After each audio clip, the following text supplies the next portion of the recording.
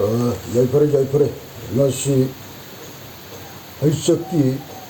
malaikum palsa kumsing lising ahumga samri kunga litwe. Agugi langpan thagi kunga mari panda korong mit yai faraba sagon senji matam nongtam san kauputi matam asi makata yawna asigum laba mitay puri lamdam asigi lai harawa haidana khangnariwa nanong haisak hanbagi matamdagi chatharakpa singo siwa laring thau sanamagi matamdagi horakpa lai harawa haidana khangnarwa si masi singo lai gi matamdagi horakpa sina matang matang tataraktana ngasi phawda chanariwa nimit thana paliki chanapura lairaga lai harawa masi tokpa khamba yadraba mangba lerudaba lai harawa basi masi matangda samapa agogi wari wakong mari sumba sana kanon agogi lai manga taratang taman jarke masi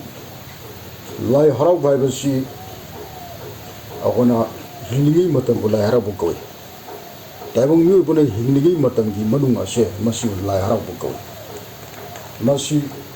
haisaki matam da singo sibana obuki lai harau bani arun sejda samanna lai harau bada thawaina bale mamagi biungda I matum degi oina lainei degi pokpa masina lai agogi lai hongi pokpa masi lai hongi aduga poklaga jum kai saduna leiba lau uba fi saba amasung lai sembada karamna satuna senkiba haiba du takpa masina laire mathik satpuna singba singasing utuna sanabani masiniko anu sajda masina taibung yoi bubu waiba khujau laisau ba yai phaba kabjang ba tawyang ba pi maram masina mitaina pursin sangna naba lal apamba amasung yai farnaba chide yai na di oirnaba phangbang ngamnaba lai harauba si sanabani masiniko lai harauba si karigdamak sandan wardi masini anu sujda mitai pori lamdamda malai masigi manung asida umang lai asi songgo pumanga degi songgo puthur koktam leigedabani masina mastaki hengan pasu jade tata pasu jade wat pasu jade soi pasu jade masi sabsaba singba agogi lairau bagi sana kalongi manuni anu sujda masigi manung asida lai harauba agogi masajda lai haraubadadi asigum laba agogi lai na yaranabagidamakta harauba taimi taranabagidamakta yaipa kanglon election nungsengi umari ni masi asigumba lai haraubadadi mathaki asi soidana hangbagum haraubagi tharum kaina mi harauba tarbadi mahi leite anu sajda lai harauribasi laina haraurdi mijo dum haraugudabani adubu masigi laina haraurdi mina kapkani ana mina haraurdi laina kapkani masiniko aduna laina haraurngadaba ara ako tayuyo bana masi jaifana bagidamak laina haraurngadabani masiniko laigi miko ona tayabani ana laigi mamigi tayung panba akoi namu tayung mi asini aduna lai harauba umang lai haidar laiba akoigi umang lai songgu pu manga degi na songgu pu taruk masidigi suil henba amusung watpa yadraba heno laiba sing asidi magi thagulon tawbangi sum wangulon sang wena sum thamjabaki wani asengba umang lai gi songgu pu manga degi songgu pu taruk tegi henba amusung watpa jemi thana palegi masleng ba yadraba wafam aina berate laring thau sana maina singo sibukona sawul langun tawduna malam lai shem nong shembagi matamdagi horkraba thamakraba adugumba akoigi kanglam chana kalon amane sidai oiba masiniko aduna haiba kanglon wanglon asigum laba mayam lai haraubagi wanglon sang asida namu taibung yoiba sing asina mi khaktamaki oina haraubagi mong oina satharabadi ꯂꯩꯄꯥꯛ ꯋꯥꯊꯣꯛꯄ ꯑꯁꯤ ꯑꯅꯥ ꯅꯪꯕ ꯑꯁꯤ ꯐꯪꯒꯅꯤ ꯍꯥꯏꯗꯨꯅ ꯊꯛꯀꯤ ꯂꯥꯏ ꯑꯣꯏꯔꯕ ꯑꯍꯜ ꯂꯃꯟꯁꯤꯡꯅ ꯇꯥꯛꯄꯤꯔꯝꯃꯤ ꯑꯗꯨꯅ ꯃꯁꯤꯁꯤꯗ ꯍꯥꯏꯔꯤꯕ ꯂꯥꯏ ꯍꯔꯥꯎꯕ ꯎꯃꯪ ꯂꯥꯏ ꯍꯥꯏꯗꯨꯅ ꯂꯩꯔꯤꯕ ꯑꯩꯈꯣꯏꯒꯤ ꯋꯥꯏꯔꯤꯂꯝꯗꯝ ꯑꯁꯤꯒꯤ ꯃꯅꯨꯡ ꯑꯁꯤꯗ ꯂꯩꯔꯤꯕ ꯎꯃꯪ ꯂꯥꯏ ꯈꯨꯗꯤꯡꯃꯛ ꯃꯁꯤꯁꯤꯗ ꯃꯔꯨꯑꯣꯏꯅ ꯑꯁꯦꯡꯕ ꯎꯃꯪ ꯂꯥꯏ ꯈꯨꯗꯤꯡꯃꯛ ꯑꯃꯁꯨꯡ ꯋꯥꯡꯂꯣꯟ ꯁꯪ ꯇꯝꯕꯝ ꯁꯪ ꯈꯨꯗꯤꯡꯃꯛꯅꯆꯤꯡꯕꯁꯤꯡ ꯑꯁꯤꯗ ꯍꯔꯥꯎꯔꯤꯕ ꯍꯔꯥꯎꯅꯔꯤꯕ ꯍꯔꯥꯎꯅꯔꯛꯀꯗꯕ ꯄꯨꯝꯅꯃꯛꯁꯤꯡ ꯑꯁꯤꯗ ꯑꯩꯈꯣꯏꯒꯤ ꯇꯧꯒꯗꯕ ꯀꯥꯡꯂꯣꯟꯁꯤꯡ ꯑꯁꯤꯒꯤ ꯃꯅꯨꯡ ꯑꯁꯤꯗ ꯑꯃꯥꯏꯄ ꯑꯃꯥꯏꯄꯤ ꯃꯁꯤꯁꯤꯗ ꯂꯥꯏ ꯂꯦꯞꯂꯧ ꯐꯝꯂꯧ ꯍꯥꯏꯗꯅ ꯍꯥꯏꯗꯤ ꯆꯀꯣꯏꯗꯒꯤ ꯖꯒꯣꯏ ꯍꯥꯏꯈꯤꯕꯅꯤ ꯑꯗꯨꯅ ꯖꯒꯣꯏꯁꯤ ꯂꯩꯁꯦꯟ ꯅꯣꯡꯈꯦꯝꯗ ꯄꯨꯊꯣꯛꯈꯤꯕ ꯑꯗꯨꯅ ꯁꯤꯁꯤꯗ ꯑꯁꯤꯒꯨꯝꯕ ꯂꯥꯏ ꯍꯔꯥꯎꯕꯒꯤ ꯃꯁꯤꯁꯤꯗ ꯑꯩꯈꯣꯏꯒꯤ ꯂꯥꯏ ꯄꯨꯕꯤ ꯁꯥꯒꯩꯅ ꯍꯔꯥꯎꯕ ꯂꯥꯏꯒꯤ ꯄꯤꯕꯥꯅ ꯂꯥꯔꯤꯡꯊꯧ ꯄꯨꯕ ꯑꯗꯨꯒ ꯄꯨ ꯌꯥꯏꯃꯅ ꯂꯥꯏꯔꯦꯝꯕ ꯄꯨꯒꯅꯤ ꯑꯗꯨꯒ ꯄꯤꯕꯥ ꯅꯨꯄꯤꯅ ꯏꯔꯥꯡꯄꯨꯟ ꯌꯥꯏꯃꯒꯤ ꯅꯨꯄꯤꯅ ꯅꯍꯩꯐꯨ ꯄꯨꯒꯅꯤ ꯃꯁꯤꯅ ꯏꯀꯧꯕꯒꯤꯅꯤꯀꯣ ꯑꯗꯨꯒ ꯂꯥꯏꯄꯧꯗꯅ ꯂꯥꯔꯤꯡꯊꯧ ꯂꯥꯏꯔꯦꯝꯕꯤꯒꯤ ꯐꯤꯗꯥ ꯄꯨꯒꯅꯤ ꯂꯥꯏ ꯄꯨꯕꯗꯤ ꯆꯥꯔꯧ ꯃꯧꯔꯧ ꯁꯦꯝꯒꯗꯕꯅꯤ ꯀꯔꯤꯒꯨꯝꯕ ꯁꯥꯒꯩ ꯑꯗꯨꯅ ꯄꯤꯕꯥ ꯑꯅꯤ ꯄꯥꯟꯕ ꯑꯗꯨꯒ ꯂꯥꯏꯐꯝꯗꯤ ꯑꯃꯠꯇꯗ ꯄꯨꯟꯅ ꯍꯔꯥꯎꯕ ꯁꯥꯒꯩ ꯑꯣꯏꯔꯕꯗꯤ ꯅꯠꯇ꯭ꯔꯒ ꯈꯨꯡꯒꯪ ꯂꯩꯀꯥꯏ ꯈꯨꯟ ꯑꯣꯏꯔꯕꯗꯤ ꯂꯩꯄꯥꯛ ꯑꯣꯏꯔꯕꯗꯤ ꯄꯤꯕꯥꯂꯦꯟꯅ ꯂꯥꯔꯤꯡꯊꯧꯒꯤ ꯅꯥꯎꯇꯥ ꯄꯤꯕꯥꯅ ꯂꯥꯏꯔꯦꯝꯕꯤ ꯄꯨꯒꯅꯤ ꯏꯀꯧꯕꯗ ꯄꯨ ꯌꯥꯏꯃꯒꯤ ꯅꯨꯄꯤꯅ ꯄꯨꯕ ꯄꯣꯠ ꯑꯗꯨ ꯅꯥꯎꯇꯥ ꯄꯤꯕꯥꯅ ꯅꯨꯄꯤꯅ ꯄꯨꯒꯅꯤ ꯃꯁꯤꯅꯤꯀꯣ ꯑꯗꯨꯅ ꯁꯤꯗ ꯈꯨꯟꯅ ꯂꯩꯀꯥꯏꯅ ꯍꯔꯥꯎꯕ ꯂꯥꯏꯒꯤ ꯃꯔꯝꯗꯤ ꯈꯨꯜ ꯑꯃꯗꯤ ꯂꯩꯀꯥꯏ ꯑꯗꯨ ꯃꯥꯡꯁꯣꯛ ꯐꯝꯃꯦꯟ ꯈꯥꯏꯗꯣꯛꯂꯒ ꯐꯝꯃꯦꯟ ꯂꯣꯝꯒꯤ ꯃꯤꯅ ꯂꯥꯅꯤꯡꯊꯧ ꯃꯥꯡꯁꯣꯛ ꯐꯝꯃꯦꯟ ꯈꯥꯏꯗꯣꯛꯂꯒ ꯐꯝꯃꯦꯟ ꯂꯣꯝꯒꯤ ꯃꯤꯅ ꯂꯥꯅꯤꯡꯊꯧ ꯃꯥꯡꯁꯣꯛꯂꯣꯝꯒꯤ ꯃꯤꯅ ꯂꯥꯏꯔꯦꯝꯕ ꯄꯨꯒꯅꯤ ꯃꯁꯤꯁꯤꯗ ꯌꯦꯛ ꯁꯂꯥꯏ ꯊꯣꯛꯄꯤ ꯃꯤ ꯅꯃꯨꯠ ꯄꯣꯡ ꯇꯥꯏꯕ ꯃꯤ ꯑꯃꯠꯇ ꯂꯥꯏꯄꯨꯡꯗ ꯆꯪꯕ ꯇꯧꯅꯔꯝꯗꯦ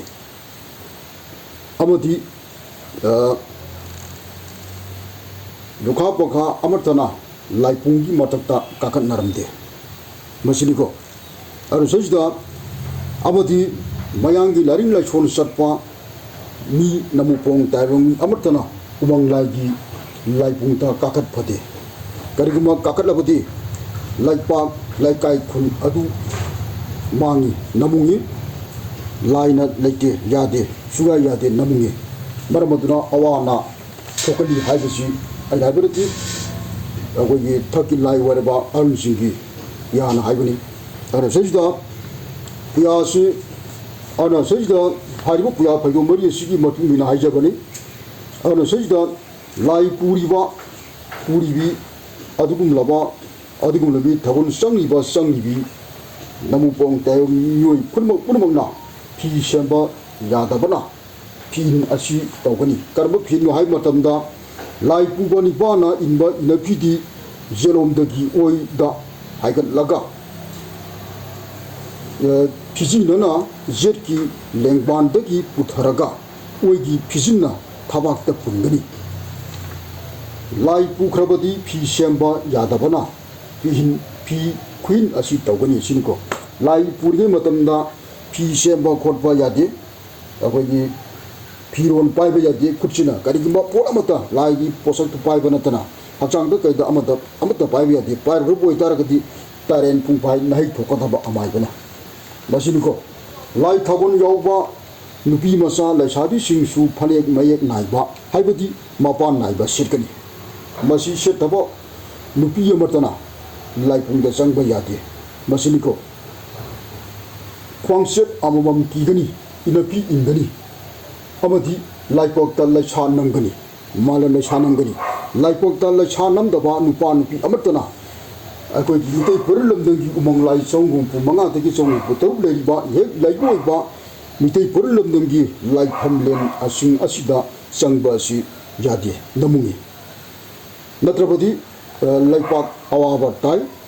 ꯈꯨꯡꯒꯪ ꯂꯩꯀꯥꯏ ꯈꯨꯟ ꯑꯗꯨ ꯃꯥꯡꯒꯅꯤ ꯑꯗꯨꯅ ꯁꯤꯗ ꯍꯥꯏꯔꯤꯕ ꯐꯅꯦꯛ ꯄꯨꯝꯅꯃꯛ ꯈꯥꯎ ꯇꯨꯒꯅꯤꯀꯣ ꯏꯀꯧꯕ ꯆꯠꯂꯝꯗꯥꯏꯗ ꯂꯩꯃꯥꯡꯗ ꯂꯥꯏ ꯄꯨꯒꯗꯕ ꯅꯨꯄꯥꯅ la macet amamam makhongna nelaga laipak haibadi laisang lomda onsinna lepkani aduga mai amai bina higau phina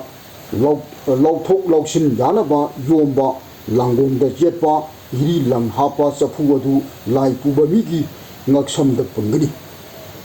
makoina tadanaba makhunna konduna paigani asum toroga mai amai bina laida leblo haibadi yagoi okani